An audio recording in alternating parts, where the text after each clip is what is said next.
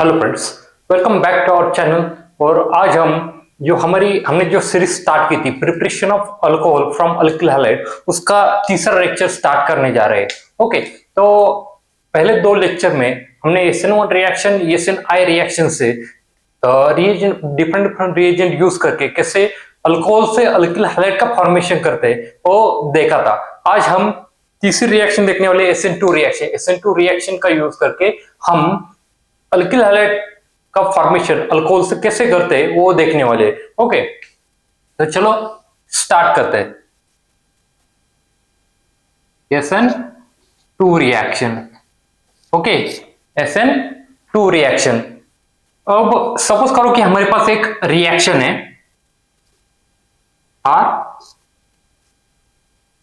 R2 alcohol और okay, ये हमारे पास सबस्ट्रेट है और इससे हमें जो प्रोडक्ट चाहिए वो कुछ ऐसा वाला चाहिए।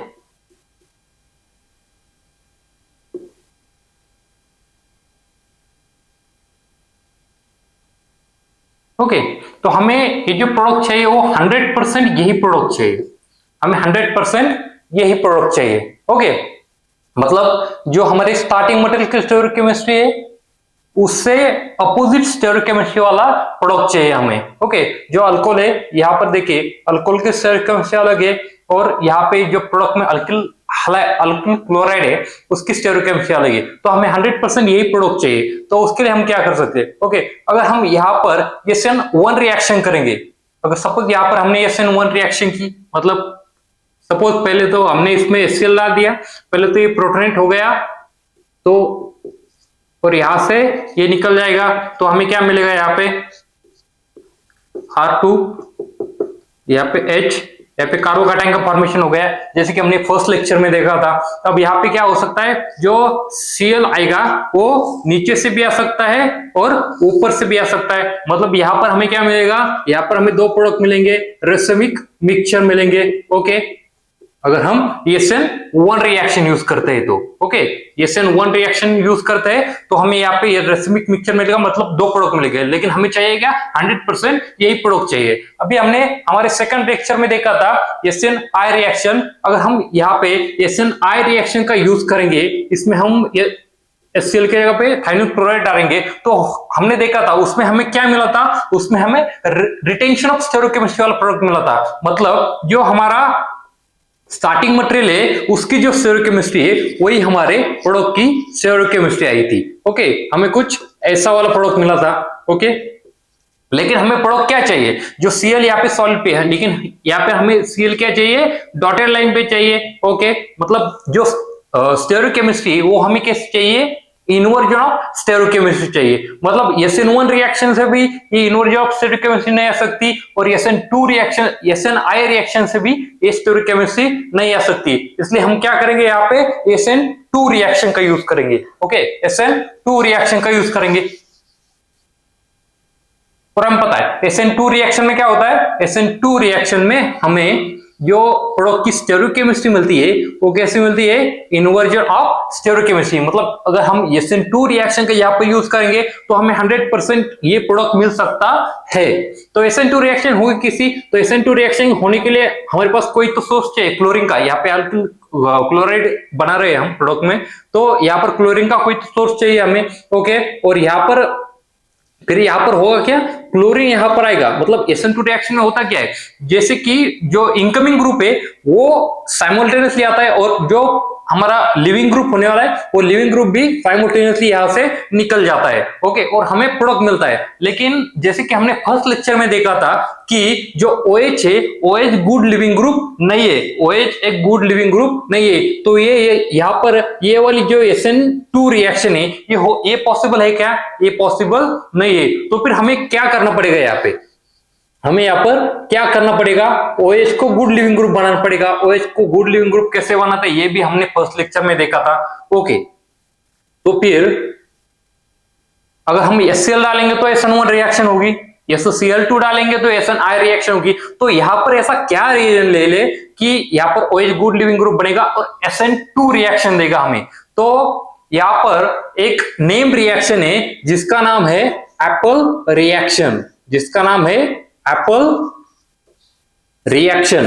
इस एप्पल रिएक्शन का यूज करके हमें 100% यही प्रोडक्ट मिल सकता है। ओके, तो एप्पल रिएक्शन में क्या क्या रिएजेंट यूज होते हैं वो पहले हम देख लेते हैं। ओके, तो एप्पल रिएक्शन में हमारा पहला रिएजेंट होता है ट्राइफिनिल फॉस्फीन। ट्राइफिनल फॉस्फीन हमारा पहला रिएजेंट होता है और दूसरा रिएजेंट होता है CX4। CX4 तो X जो है हमारा वो ब्रोमीन हो सकता है या फिर क्लोरीन हो सकता है। ओके, अगर हम क्लोरीन लेंगे मतलब यहाँ पे X की जगह पे क्लोरीन लेंगे तो क्या होगा CCl4, तो हमें ये प्रोडक्ट मिल सकता है। ओके, तो चलो इसका मैकेनिज्म देखते हैं, ये रिएक्शन का मैकेनिज्म कैसा होगा। ओके, तो पहले तो होगा क्या, हमारे पास दो रिएजेंट है, एक तो है PPH3, तो PPH3 को कैसे लिखेंगे हम, ट्राइफिनल फॉस्फीन को PH PH PH। ओके, इसके पास तो लोन पेयर्स होते हैं। ओके, और हमारे पास और क्या है यहाँ पे CCl4 है, CX4 X की जगह पे हम Cl को रखते हैं, क्या है हमारे पास CCl4 Cl। ओके, CCl4 है। तो फॉस्फोरस पे पास तो अभी लोन पेयर है, तो फॉस्फोरस क्या करेगा, यहां से क्लोरीन पे अटैक कर देगा। ओके, तो यहां से हमें क्या मिलेगा PH और यहाँ पे PH, और इसने क्लोरीन ले लिया, क्लोरीन को लोन पे डोनेट कर दिया, तो यहाँ पर फॉस्फोरस के पास प्लस चार्ज आएगा। क्यों, क्योंकि उसने अपने लोन पेयर डोनेट कर दिए। ओके, और क्या मिलेगा हमें यहाँ पे CCl3 माइनस। ओके, क्या मिलेगा CCl3 माइनस। ओके, अब ये जो है इसको हम कहते हैं फॉस्फोनियम सॉल्ट। क्या कहते हैं, फॉस्फोनियम सॉल्ट। ओके, और इन दोनों के बीच में ये पूरा क्या होता है, फॉस्फोनियम सॉल्ट होता है, और इन दोनों के बीच में एक स्ट्रॉन्ग आयोनिक इंटरेक्शंस होती है, जिसकी वजह से क्या होता है, जिसकी वजह से ये जो अगर इनके बीच में आयोनिक इंटरेक्शन नहीं होते तो क्या होता है, ये जो CCl3 है हमारा पास, जो CCl3 है Cl जो CCl3 माइनस है उसमें से एक क्लोरीन डिस्प्लेस हो जाता और यहां पर क्या होता, कार्बिन का फॉर्मेशन होता, CCl2 ये कार्बिन का फॉर्मेशन होता है। तो कार्बिन का फॉर्मेशन क्यों नहीं होता है यहाँ पे, क्योंकि ये जो फॉस्फोरस सॉल्ट यहाँ पर जो फॉस्फोरस और कार्बन इन दोनों के बीच में क्या होता है, स्ट्रॉन्ग आयोनिक इंटरेक्शन होता है, इसलिए यहाँ पर कार्बिन का फॉर्मेशन, फर्दर कार्बिन का फॉर्मेशन नहीं होता है। ओके, तो अभी हमें यहाँ पर फॉस्फोनियम सॉल्ट मिल गया है। ओके, तो नेक्स्ट स्टेप में क्या होगा, तो नेक्स्ट स्टेप में होता क्या है, जो CCl3 माइनस है हमारे पास, वो CCl3 माइनस क्या करता है, CCl3 माइनस यहां से प्रोटॉन ले लेता है। ओके, इस ऑक्सीजन को क्या करता है, न्यूक्लियोफिलिक बना देता है। चलो यहां पर लिखते हैं हम इसको, न्यूक्लियोफिलिक बनाएगा तो यहां पर क्या मिलेगा हमें R2। ओके, हाइड्रोजन, और यहां पे ऑक्सीजन पाया नेगेटिव चार्ज। ओके, और यहां से इसने प्रोटॉन ले लिया है तो क्या बनेगा, क्या बन के बाहर पड़ेगा, ये यहां से CH Cl3 क्लोरोफॉर्म बन के बाहर निकलेगा यहां से। ओके, अब नेक्स्ट स्टेप में क्या होता है, नेक्स्ट स्टेप में तो हमारे पास ये फॉस्फोनियम सॉल्ट है ना, तो यहां पर होगा क्या, यहां पर जो ऑक्सीजन के पास नेगेटिव चार्ज है वो क्या करेगा, इस फॉस्फोरस पे अटैक करेगा। फॉस्फोरस पे पॉजिटिव चार्ज है, ऑक्सीजन पे नेगेटिव चार्ज है, तो ये फॉस्फोरस पे अटैक करता है यहाँ पे। ओके, तो फिर से दिखाते हैं हम यहाँ पे, ये जो सॉल्ट है वो PH और ये Cl, इस पर पॉजिटिव चार्ज है, ऑक्सीजन आके इस पे अटैक कर देगा, ऑक्सीजन अटैक कर देगा तो क्या हुआ, यहां से क्लोरीन निकल जाएगा यहां से, और क्या मिलेगा हमें यहाँ पे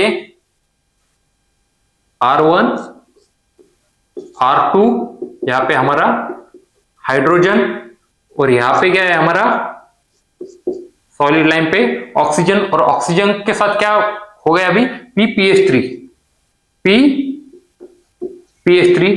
और इस ओके PPH3। अब देखिए यहाँ पे ऑक्सीजन पे क्या आएगा, पॉजिटिव चार्ज आएगा, ओके, तो नहीं, ऑक्सीजन पे पॉजिटिव नहीं, फास्फोरस पे पॉजिटिव चार्ज आएगा। ओके, अब यहां पर होगा क्या, ऑक्सीजन और फास्फोरस का बॉन्ड स्ट्रॉन्गर होता है, तो यहाँ पर क्या होता है, ये जो ऑक्सीजन पे लोन पेयर है वो यहाँ पे फास्फोरस से डी ऑर्बिटल पे डोनेट कर देगा, तो यहाँ पर क्या बनेगा, यहाँ से हमारे पास क्या मिलेगा, हमें R1 R2 H, और यहाँ पे क्या मिलेगा, O PH3। ओके, तो अभी देखिए ये जो रिएक्शन, ये जो स्टेप है, ये रिएक्शन का ड्राइविंग फोर्स है। अब ये रिएक्शन का ड्राइविंग फोर्स क्यों है, क्योंकि ऑक्सीजन और फास्फोरस इन दोनों का बॉन्ड बहुत ही स्ट्रांग बॉन्ड होता है, इसलिए जिस भी रिएक्शन में ऑक्सीजन को फास्फोरस मिलता है वो फास्फोरस पे अटैक करता है, मतलब फास्फोरस के साथ ऑक्सीजन बॉन्ड बना ही लेता है, यही इस रिएक्शन का ड्राइविंग फोर्स है। अब देखिए यहाँ पे गुड लिविंग ग्रुप बन गया है। ओके, पहले तो ऑक्सीजन गुड लिविंग ग्रुप नहीं था, लेकिन यहाँ पर क्या हो गया है, ऑक्सीजन गुड लिविंग ग्रुप बन गया है। ओके, क्या हो गया है, गुड लिविंग ग्रुप बन गया है, मतलब यहां से अगर ये ग्रुप निकलेगा तो क्या बनेगा, PH PH PH double one O, इसे हम कहते हैं triphenyl phosphine, triphenyl phosphine oxide, TPP oxide कहते हैं हम इसको। ओके, तो अब यहाँ पे होगा क्या, यहाँ पर होगा क्या, जो हमारा क्लोरीन यहां से निकल गया था वो क्लोरीन आएगा, और क्लोरीन इस कार्बन पे अटैक करेगा, और साइमल्टेनियसली यहां से क्या होगा, ये जो ग्रुप है triphenyl phosphine as a leaving group बाहर निकलेगा, मतलब अटैक कैसे होगा, simultaneously SN2। Okay, simultaneously attack होगा, मतलब कैसे अटैक होगा, जिस भी एटम पे ऑक्सीजन, ये जो ट्राइफिनाइल फॉस्फीन ऑक्साइड ग्रुप है हमारा, उस बॉन्ड के अपोजिट साइड से यहां पर क्या करेगा, क्लोरीन अटैक करेगा, तो उसकी स्टेरियोकेमिस्ट्री क्या होगी, चेंज होगी, तो हमें प्रोडक्ट क्या मिलेगा, यहां पर देखिए R1 R2, अब क्लोरीन क्या हो गया है, इसके अपोजिट साइड से अटैक किया है, तो फिर क्या होगा, क्लोरीन डैश पे चला जाएगा, क्लोरीन क्या जाएगा, डैश पे चला जाएगा, और हाइड्रोजन क्या आएगा, सॉलिड लाइन पे चला आएगा। ओके, तो ये होती है एप्पल रिएक्शन, जिसमें क्या होता है, हमें जो प्रोडक्ट की स्टेरियोकेमिस्ट्री वो कैसे मिलती है, इन्वर्जन ऑफ स्टेरियोकेमिस्ट्री मिलती है। Okay, thank you.